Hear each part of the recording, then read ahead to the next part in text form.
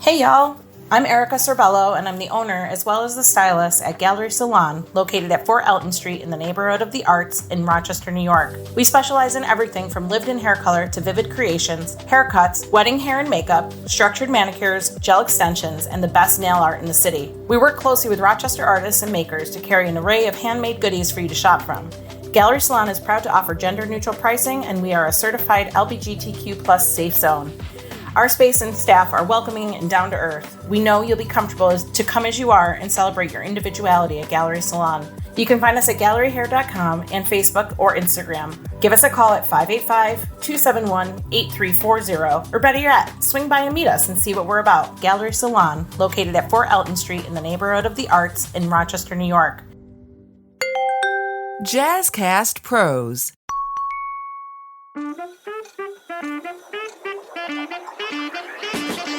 Hey ladies, do you own your own business or are you considering starting your own? Are you craving connection and are ready to feel seen? It's time to get real about what it takes to make it as a woman business owner.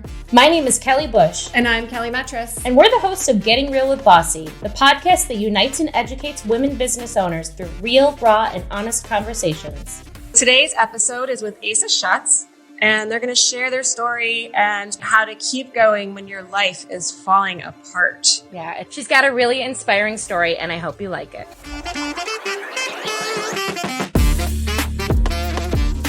All right, welcome to the Bossy podcast. This is our first experience with multiple people in different spaces.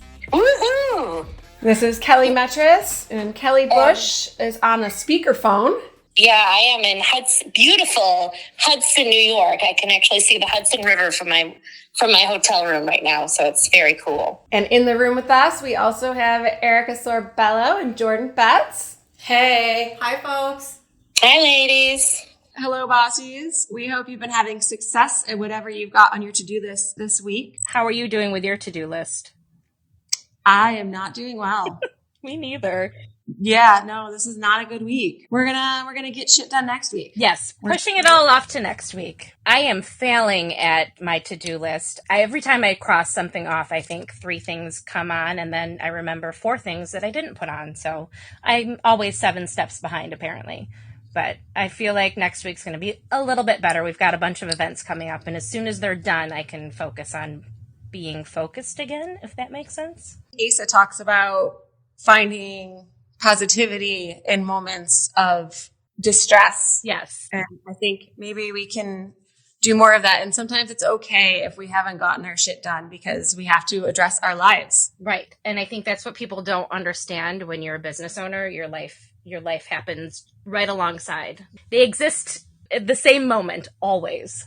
All right. So Asa, welcome to the Bossy Podcast. Hi, guys. Thanks for having me. My name's Asa Shutts. I own Shutts Productions and a brand called Shutter and Splice. And we do photo and video for most all of your imaging needs, from weddings and newborns to corporate events and advertising. And you can find us online at either shuttsproductions.com or shutterandsplice.com. Can we specify that there is no C in Shutts? Oh, yes, there is no C in Shutts. It's Shutts. I don't grow apples, but I mean... It's only for those relevant of you from Rochester. Right, for those of you that know Shutts Apple Farms. Listen, one of the bridesmaids in my wedding thought that I was getting married to the son of Shutts Apple Farms. Really? I'm like... And she thought she was getting donuts for life. Yeah, right? I mean, I want donuts for life, but wrong spelling. I can't even fake it. All right, Shutts. Shutts. Productions.com for all the goods. Thanks for having me. So is this something you always wanted to do, photography, or? So growing up, my grandparents had this really awesome basement. My grandfather and my grandmother were both pilots. And my grandfather built these... Wait, can you say that again? Sure. Both pilots? Yeah. My grandparents That's were both amazing. pilots. Oh my gosh, my grandma just passed away last year at the age of 99, like 2 weeks from her 100th birthday. But she raced airplanes across the country like for years and years and years, and she'd win these races, and it was pretty cool. So you come from a long line of bossy women as well. I mean, yeah, pretty much. I was going to say, I can see the genetics. Yeah, I think it is in our genes, right? It's got to be. Absolutely. But my grandfather had a dark room in his basement, and he had all of these like cabinets and drawers full of all these black and white images from whatever. A lot of them of him in the plains, a lot of like his family, a lot of my mom, a lot of my uncle and my aunt. And I would just spend hours in this basement flipping through old black and white photos. And that was like, I mean, I don't even know how young, probably 8, 9. And I'd just spend hours down there looking at all of these little 4x4 photos. And I loved it. When I went to college, I went to RIT for photo in 1995. And at that time it was still film, and we hadn't gone digital yet. I had an awful experience there and left college and didn't go back for photography. Finished out at Brockport doing sculpture, but never stopped doing photography. And then fast forward, 20 years, I met my husband, and he was a live news op for news stations in Rochester. And we kind of started doing video projects together. And then I started our business when I quit my full-time job to quote unquote stay home with the baby. And it took off from there. And that was about 10 years ago. And I added photo back in because that's what I really loved was photo. And I've been doing it full-time ever since. What's your favorite thing that you photographed?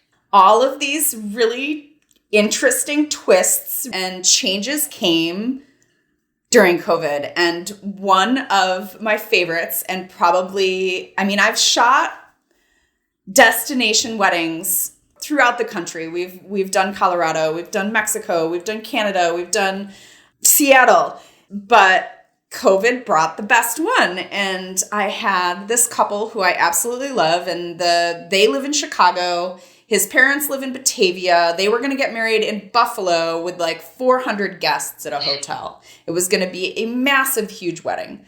COVID hits. They get told by New York State that they can't have more than 50 people at their wedding. And here's all the regulations that have to go with that. And they're like, fuck it. If we are going to be limited like that, and we can't have this 400-person wedding that we wanted, then why would we even go to Buffalo and do it? So what are we going to do?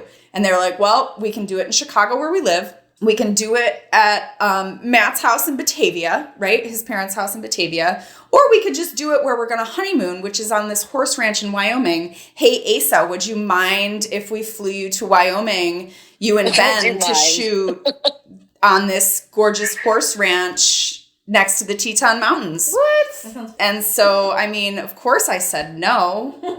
Right, yeah. Why would I do who that? the hell wants to look at a bunch of ugly mountains? Can I learn how to be a second really quick and right? go back in time? Exactly. So all 3 of my children were out of school.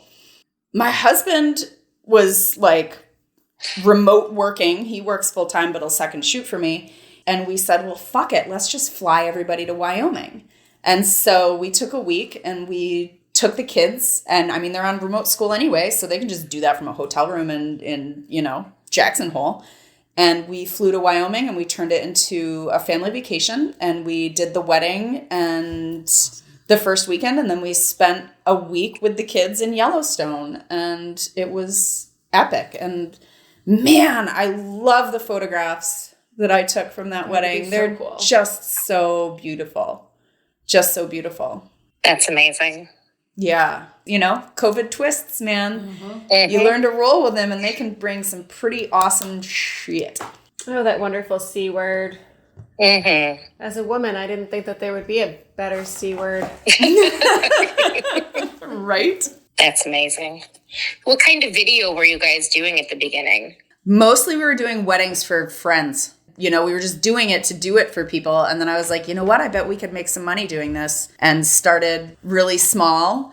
And then people would start asking for different video work. And that grew into doing events for nonprofits. And commercial work for nonprofits. And that's really what I love the most, is doing video work for nonprofit organizations in the Rochester area. That's really where my heart is. The weddings are fun, but my heart screams nonprofit. Do you have a favorite video experience? This is actually another COVID story, which is funny because I've been shooting for a lot longer than COVID. But the fact that we weren't doing in-person live events anymore, and all of a sudden these Rochester-based companies needed live, quote-unquote, event videos to do their yearly events, right? But they couldn't be in person, so they were reaching out to us to produce these longer form videos that they could play for remote, virtual meeting type of stuff. And that's how I started getting involved with a lot of really cool not-for-profits in Rochester. And I think probably my favorite to date is working with Rochester Area Community Foundation to produce their annual awards. It was usually an in-person huge gala, and they couldn't do it in person. And the people I met through that organization just blow my mind. The amount of money and the amount of heart that they're putting into the hands of people that really, really are doing amazing things with it just is inspiring. So something like that event, which I've been to before, and it's so great. What is the process after the event? Like, how long does it take? What do you need to do before the final product is out? So for a virtual event like that, it's a lot of planning and production work. There isn't a singular event that you just show up to for a couple of hours and record video of and then edit it and put it out. The work that we did for that involved like scene sketching and storyboard planning and how to like create a hook for the people that were watching, because it was a new frontier for people. So there was a lot of pre-planning that went into producing that video. We created a little storyline about one of the presenters showing up at their usual spot to like do their presentation, but the room ended up being empty. And, how do you creatively shoot that? And, how do you make it funny and make people feel like, oh yeah, COVID, and all the little things that went into that. So more the pre-production for that was more daunting. The end piece was actually pretty simple to put together because we had the whole plan. When events are happening in real time and you're there for a couple of hours, it's the back end ends up being a lot longer, the video work, because you got to go through all this B-roll and figure out which B-roll tells the story and which you don't need, and putting together, even a 2 to 3 minute end product takes hours and hours and hours on the back end of just looking through, 2 hours of video work and deciding, somebody talked for 45 minutes. Well, where are the 10 seconds that made the most sense of what they said to use in the video? And did they stutter when they did it? Because if they stuttered when they did it, you got to find something else. Right. So, yeah, I asked that because I think especially with professions like yours, people don't understand, like, why are you charging this rate? I can take pictures on my phone. I can make a video.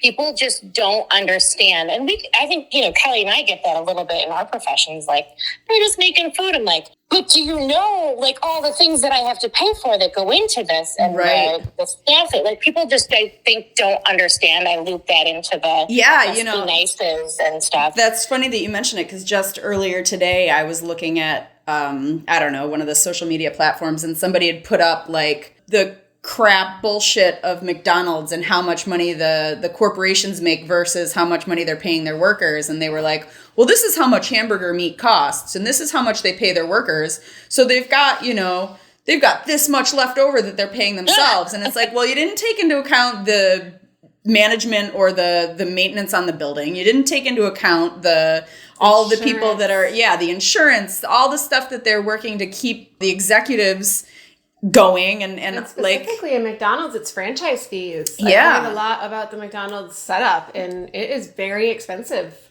Yeah, to start a McDonald's. Absolutely. So I think the average person gets a little bit of it. They're thinking, how do you pay the workers? How do you pay the thing? But they don't think about the fact that one of my video camera bodies is $6,500 before I put a lens on it. And then I've got 3 of those bodies at the event. So if I'm walking into your event with $50,000 worth of gear, that's just the equipment I'm using. Like, that's before I've paid myself. So realizing that the costs, of business are equal to what you have to charge if you want to make more than $7 an hour. And having the eye. Not all of us can take a good picture. Oh, yeah. I mean, I think I'm incredible in the moment, and then I look at them and go, well, that's garbage. What have I just done? Or the editing what software. is that even a picture of? Yeah. I mean, there's, all the companies have moved to subscription-based models, so you can't even just buy editing software and have it on your computer as a one-time cost. You're paying, $50 a month to Adobe just to be able to edit. They don't even do any of the work for you, They just create the tool for you to do the work. And lighting. Oh, there's just so many things. Yeah. If you're going to have like nice pictures. I mean, if we're just going to share them to Facebook, it's one thing. But if you actually want pictures you can print and blow up and do nice things with. Yeah. Even my wedding photos, I mean, now because I didn't save them appropriately, they're like pixelated. Yeah, you can't get that resolution back once you've done it. Yeah. So I'm hearing you need a do-over or a refresher. Well, I know who my photographer's going to be. You did my adoption. There it is. I've already tested vow your renewal.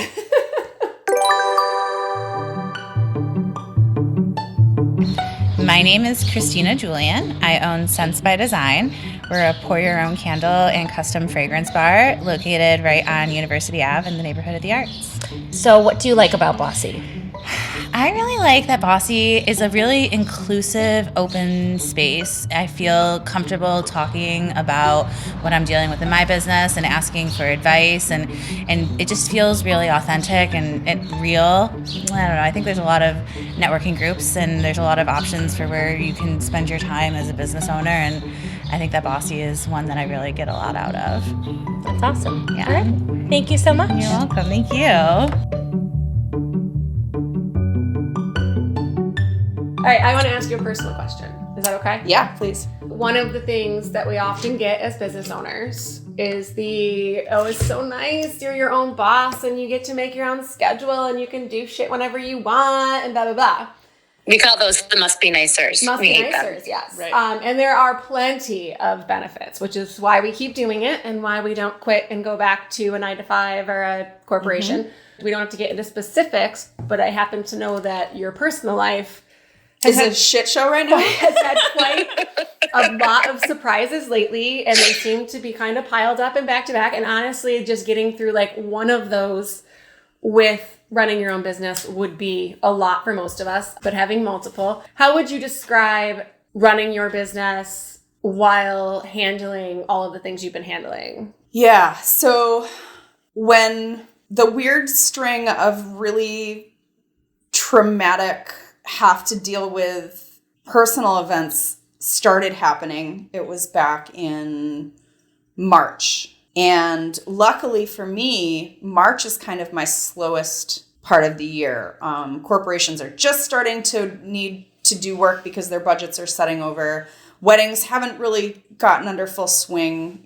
People don't want spring portraits taken because it's still snow on the ground.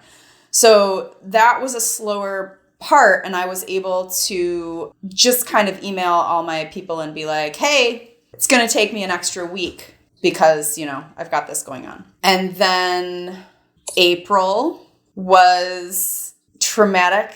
It was every 30 days, this random, unexpected, big thing to deal with was happening. And I lost a full week there, and really the ability to work around the clock when I needed to, was important. I'd spend time with myself as I needed to, and then business might happen at midnight, or 11 p.m. or whenever it could fit. If it was important, it got done. If it wasn't important, it got put to the side. And it's nice to be able to do that, but I don't have the benefit of taking family leave where I get, X amount of weeks to just go home and be with myself. So it's really hard to juggle the needs of running a business and keeping it afloat because let's face it, I'm a sole proprietor. I don't have employees who can get my back. I don't have, nobody else is going to check off the tasks on the to-do list. So they still have to get done because nobody's giving me a break. So having to balance that and still having to do that while at the same time mourning and dealing with, unfortunately, it's slowed. So my dad passed in April. And in March, my son was diagnosed with this super rare genetic disorder that was causing him to fall a lot. And it was really scary and a safety problem. And like still trying to find the time to like mourn my dad while still being like, and I've got to get this email sent out to this person. And, oh, did I even ever invoice that other person for this job I did 2 weeks ago? It was just a lot. And it slowed down my ability to mourn my dad in the way that I really want to. And then boom, a month later was another tragedy. My other son was involved in a horrendous car accident and broke his neck. And like, I still wasn't dealing with, I still hadn't had a chance to fully mourn my dad. But now we're working into wedding season, and it's like, you got to keep going. You have these contracts that have been on the books for a year, and you can't say, sorry, I'm not showing up to your wedding. These people entrusted me with that, and I respect that, and I am so grateful for that trust, that you just dig in and find a way to keep going. But you don't get, a couple of weeks off of bereavement and a, family leave time and all these things that like the normal 9 to 5 would give you. But I am working from home now because of COVID. And so work could happen when time allowed. And so I put a lot of weight on my assistant editor / second shooter who had just moved last year to California, but he was still doing some editing for me, and I've just leaned more on him. And it's great because he's in San Fran and struggling for work, and so he's more than happy to pick up some stuff, which has given me some time to be able to deal with all this craziness that just seems to not stop from happening. When you talk about you've got a wedding to shoot, but you're dealing with whatever at home, and people think, oh, it's a few hours, just get through it. Like you buck up and you 12 get through hours. It's 12 hours just to be there. It's the day before to charge the batteries. It's up until 4:00 to import all the footage and make sure it's backed up so you don't lose anything. It's never just a couple of hours. And how much is the editing time? Hours and hours and hours and hours and more hours. Can we ask that again just in case I didn't pick up? I was going to say, let me just hop in here and ask you how many hours is the editing? And that's the thing that I just know from my sister being a photographer and people giving so much attitude about certain things. When you break it down and you say $2,500 for a 6 hours thing, it's actually not a 6 hour thing. It's actually more like a 24-hour thing. And so to kind of explain that breakdown a little bit more, because it also has to do with that being okay with saying okay and being okay with leaning in on your network. Yeah. And it's okay to do that, especially because as a business owner yourself too, but like, thank you for being so vulnerable. But that's something that we all have to give ourselves permission for, is that we're allowed to have these things. Just because we don't get the 2 weeks of paid bereavement leave, we still deserve that. Oh, absolutely. And we still need that. Yep. So thank you for putting that out there. Oh, absolutely. It's so important. And I still, unfortunately, like the one weekend that I had like blocked off to like be with myself kind of and celebrate my dad and mourn him and be with him. Morning? I scheduled my morning, it happened to fall within this same time that I was going to be, I had saved this time for myself for 6 months because my friend was doing this awesome women's retreat where we were going to walk on fire. And it's like, my dad would have totally dug that, right? And like, I specifically went there alone. I planned on sleeping in my tent by myself. It was yoga and meditation and walking on fire.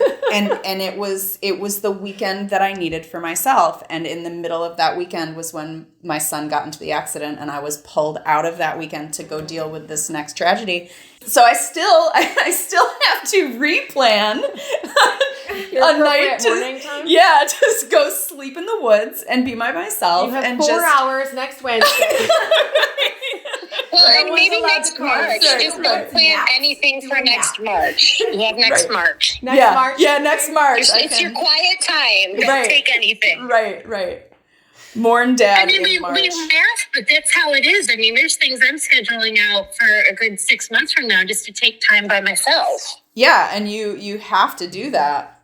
You have to be able to plan for that. And I think that's something unique to business owners, you know. They have to plan me time, because if they don't, it'll get filled in with to-do time or client time, or somebody else wants something from you time, or family time or kids time. You know, whatever it might look like, if you don't schedule it for yourself, it oftentimes doesn't happen. So literally putting it in the books is the only way I've found to actually get it to happen. And in your situation, that's awful. I'm so sorry to hear that. Yeah, but you know what? Because that's not something you can handle in the books. Right. That 3 hours that you have by yourself is not necessarily the 3 hours that you're going to be in the headspace. Yeah, and deal with and figuring out like ways to still be positive and still like move forward. I have a lot of things to be really grateful with all of these things that have happened, right? Like my son now knows and has a diagnosis for what's going on with him. He doesn't feel like it's all in his head anymore. There happens to be a medication that helps with it. It's going to be a lifelong thing, and it's going to be debilitating for him for his life, but it's manageable and it's like somewhat treatable. And so we're grateful for that. It could have been so much worse. And I thought it was so much worse for a couple of days. You know, my dad, he was suffering and he was hurting and he was tired and he wasn't living the life he wanted to be living. But he died in his home and on his own terms, and he wasn't in a hospital, and he wasn't, you know, my brother got there and he wasn't alone. Like there's things to be grateful for that, right? My son broke his freaking neck, but he's not paralyzed and he's going to walk again. Like there's all of these awful tragedies that just keep happening to me. Like there's so many like lights inside them. And I think that's a lot of even how business works, right? As entrepreneurs, there's all this shit, right? It's like the books and the insurance and the figuring out why so-and-so takes every Wednesday off when they said that they could work it. And finding like the reasons why it's good and the reason to keep going is so worth the bullshit of being an entrepreneur, right? Like you gotta look for those silver linings, or you're not gonna be open next year. You're just not gonna be able to be. You have to have a different kind of grit to do it, because you need to, because there's shit in life no matter what you do and how you deal with it. Yeah. But there's a different kind of grit to be able to keep moving forward and multitask your emotions and work, and you can't just call in sick. You know, I had 3 weddings in one weekend 2 weeks after my dad died. And I've never done 3 weddings in a weekend. And one of them was because I was hired 2 weeks. Like I was on the phone with this client when I got the call about my dad.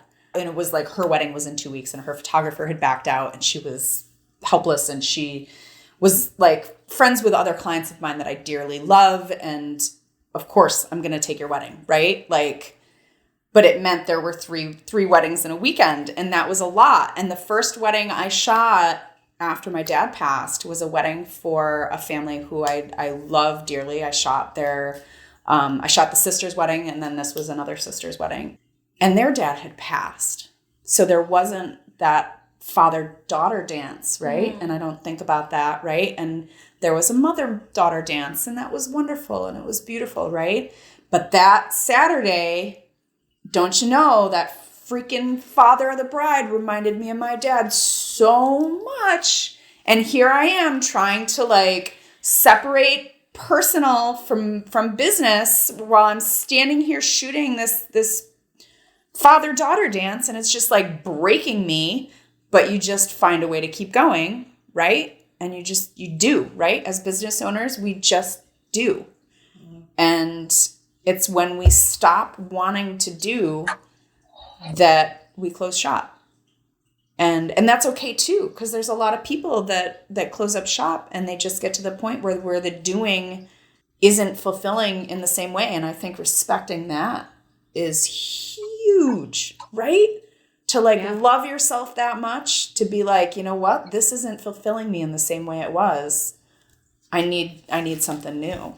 And I don't think I think we look down upon that. And I think that's Wow. that's a huge thing to be able to gift yourself is the willingness to close your doors, you know? Which is not easy. Ooh, Know, okay. right? Where do we go from there? Okay, so one thing, I don't want to talk about this anymore. It's making me sad. You're amazing. Thank you so much. One thing I think became really apparent during COVID and the sharing of information, is there any network beyond obviously what Bossy provides that you can go to for your profession? Like we have the New York State Restaurant Association. We get a lot of information. There's a lot of different trade organizations. Is there one for what you do?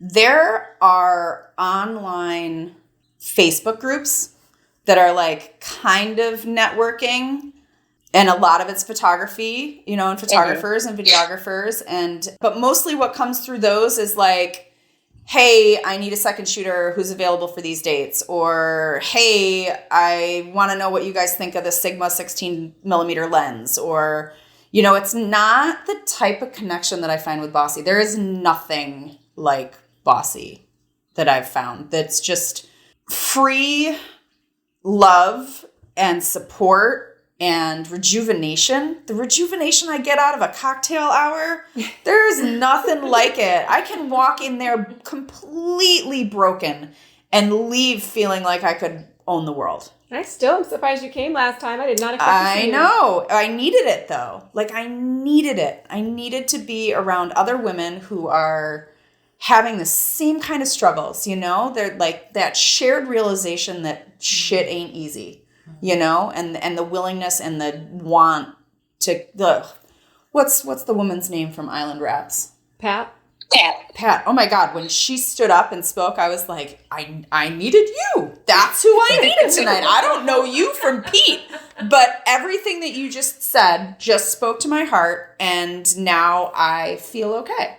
And I can, you know, leave tonight and feel like it was all worth that 2 hours of walking away from the shit show that was my house. I often feel the same way. It's so hard to get there sometimes. It's just another thing on your to-do list. But once you're there, it's like it's so relieving and so rejuvenating. Asa, I love you. I love you too, Jordan. Join us October 16th through the 19th in Geneva for our Bossy Build and Balance Retreat. We are filling each day with seminars and activities to promote self and business health, allowing time to rejuvenate and build your business. Go to bossyrock.com to sign up for our email list and stay up to date on offerings and opportunities. Follow us at Bossy Rock. Be bold, be bossy. See you in Geneva.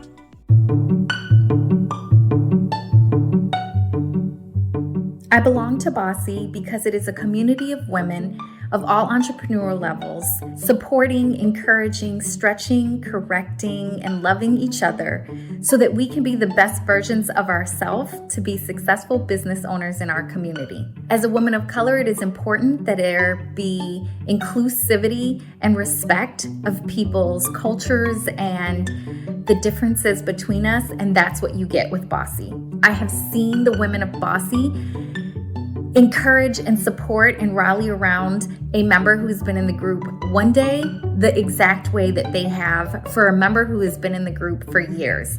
And that's important for people to come in and feel loved, welcomed, and appreciated for who they are, where they are.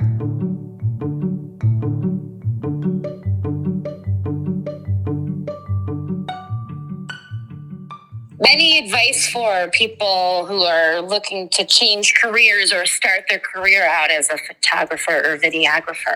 Don't do it. No.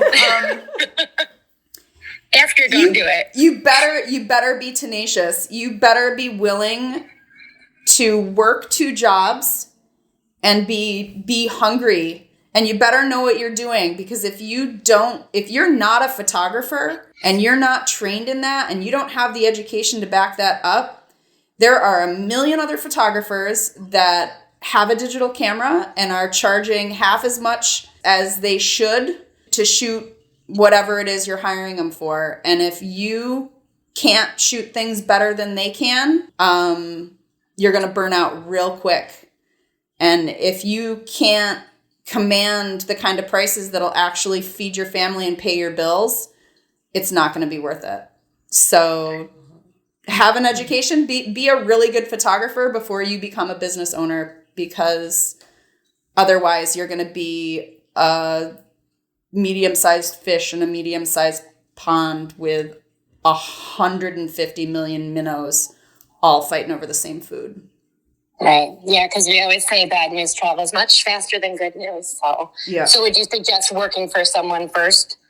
Finding somebody who kind of does the stuff that you want to do, and then maybe trying to work for them first? I mean, I didn't go that route, so I don't think I have any, like, I don't have experience with that. Like, I'm the one that was like, I've got a couple of years of photography. I've been shooting for 20 years. My husband knows video. He's been shooting in the business for 20 years. I think we should just open up a business and just go for it, right? And it was sheer tenacity that I'm still in business 10 years later.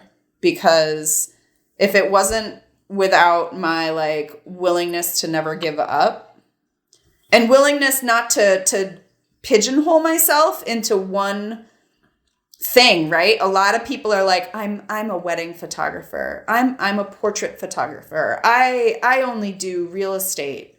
Like, our market is oversaturated with photographers in every genre. And so the thing that's kept me in business is the fact that I can do photo, I can do video, I can do corporate, I can do personal.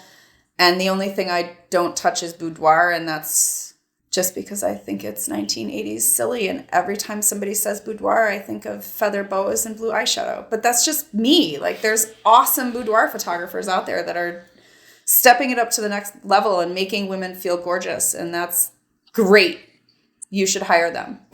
Well, I mean, that's a specific personality. Like, as a photographer, you have to really love what you're doing and be ready to dive in, because you're so, what's the word I'm looking for? Like, self-conscious. Mm-hmm. I mean, you're so there's vulnerabilities there that, I mean, I have shot really fun, awesome nude photography sessions, but they're very specific. They're not sensual, right? Like, I had a couple come to me. They were a wedding couple of mine, and they were like, listen, we're never going to be in as good a shape as we are right now, and we want nudes of ourselves. And I was like, all right, we'll do it. But listen, you have to learn acro yoga, because I'm not just going to like shoot private photos of you guys being weird. So figure, I don't care what poses you come up with, but you need to come up with 5 distinct poses that you guys work together to create, and that's what we're gonna shoot. Can you see these photos? Hell yeah, I've got some of them on my phone. I'll show you. They're awesome, and those guys are in amazing shape, and it was cool. It's. I love that was your answer. Yeah, like, I'll do it, but you have to do XYZ first and come back when you're ready. Right. I have done boudoir for friends. 2 boudoir sessions, I would say. One was for my friend, my very, very close friend, whose husband was selling his truck and really, really upset that he had to sell this like 1980s Chevy. I don't even remember what the truck was. But we straight up went to Ellison Park, and she did all these sexy poses all over the truck. That was so like cool. Her way of saying to her husband, I'm really sorry, you got to get rid of your truck. Here's some sexy photos of your truck. And then I did another one for a close friend of mine who had breast cancer. And we did the shoot on Mother's Day. And I'm really, really glad we did, because that Thursday they took both her breasts, and she wasn't expecting it. She thought that she was going to have more time with them. And so if we hadn't done that shoot, she wouldn't have a way. I mean, I don't know. Do we take cell phones of our boobs? Maybe usually. Sometimes. Not usually. Only if you're trying to pick out lip gloss shades. Right. Yeah. You guys, I straight up did that in the store the other day. I was like, looking down my shirt to see if I could see my color. I'm like, I think I'm this. Okay, so if we're recording this, it needs to be obvious. Okay, so for those of you who do not know, I made an announcement, this is Erica, that I saw the perfect way to pick out a lip gloss or a lipstick for your skin tone specifically is to match your areola to a lip color. And it's amazing. It's amazing. And since then, I have had people come to me and say I've taken pictures of my breasts and or have looked at them in the stores. And I feel so proud that I shared that information. I sure as shit did that the other day so when proud. I had to buy a specific lip color for Echo for her dance recital, right? And I'm like, wait. Share who Echo is. oh, Echo is my 8-year-old daughter. And so I'm in the store and like lipsticks were like buy one, get one. And I was like, oh, well, and I just pulled out my shirt and started trying to like see my areola colors. And I was like, thank you, Erica. You're welcome. The tidbits of information. Yeah. Well, on that But I note, should have taken a photo. It would have been a lot easier. Well, I mean, you are a photographer. I would like to take a moment to wish Asa a happy birthday. Yay! 45. Birthday. I was going to say we didn't have to say how old, but whatevs. 45 minus 18. Why minus 18? I don't know. Why not? Okay. I like to just stick with 30. I'm like 30 plus 14. No, Right. hell with that, man. Celebrate that you're getting older and Yeah. wiser. I don't mind. You're Listen, moving you couldn't pay forward. me enough to go back No and be 20 way. again. That's Hell no. Nope. I am fine. moving I am that fine way. at 40s. I'll be fine at 50s. I'll would probably just be a like little to more saggy at 60s, but Not that's all right. lose years. Like COVID, I felt like I just lost. Yeah. I'm like, how did I turn 44? Because I was just 41. Right. Like I just want to know that I'm in that year. Right. I'd like to not have that happen again. That's all. Yeah. I don't mind aging. Yeah, no, I don't mind aging at all. Bring it. So happy birthday, Asa! Thank you. Thank you for joining us. Yeah. Thank you so much. And thank you for sharing everything. That was incredible. All right, thank you, Asa. Thank you. I love Asa's tenacity and her positive outlook. How she keeps going, it's something I'm going to try and keep in my mind when I've got these little things that keep coming up. Like, yeah, to just keep going. And even if you're not in Rochester, you can follow Bossy on our public pages on social. You can find us at Bossy Rock, BOSSYROC, and let us know if you've experienced anything like this and how you overcame it. Yeah, we'd love to hear your story, so please reach out. Well, tune in next time for Getting Real with Bossy. We are excited to share another story with you, and we hope you like it. All right, Bossies, thank you for listening. Now subscribe, get out there, be bold, be brave, and be the boss. This podcast has been brought to you by Gallery Salon, where beauty and art collide. You can find out more at galleryhair.com.